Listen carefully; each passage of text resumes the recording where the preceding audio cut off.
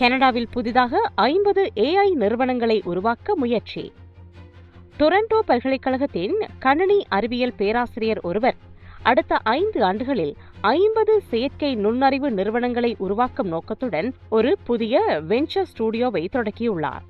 Canada தனது சொந்த ஆராய்ச்சியில் இருந்து பொருளாதார ரீதியாக பயனடைவதையும் திறமைகளை நாட்டிலேயே தக்க வைத்துக் கொள்வதையும் உறுதி செய்வதன் மூலம் டொரண்டோவை உலகளாவிய தொழில்நுட்ப தலைமையாக மாற்றுவதே இதன் இலக்காகும். டொரண்டோ பல்கலைக்கழகத்தின் கணினி அறிவியல் பேராசிரியரும் ஆக்சல் நிறுவனத்தின் இணை நிறுவனரும் தலைமை நிர்வாக அதிகாரியுமான டேனியல் விக்டோர், AI துறையில் தாக்கல் செய்யப்படும் காப்புரிமைகளில் 75% உலகளாவிய தொழில்நுட்ப ஜாம்பவான்களுக்கு செல்கின்றன என்று தெரிவித்தார். டொரண்டோவை தளமாக கொண்ட வெஞ்சர் ஸ்டுடியோவான ஆக்சல் மூலம் அடுத்த 5 ஆண்டுகளுக்குள் 50 AI அடிப்படையிலான நிறுவனங்களை உருவாக்க விக்டோர் இலக்கு நிர்ணயித்துள்ளார். கனடா வாழ் இளைஞர்கள் மற்றும் தொழில் முனைவோருக்கு இந்த முயற்சி புதிய வாய்ப்பாக அமையும்.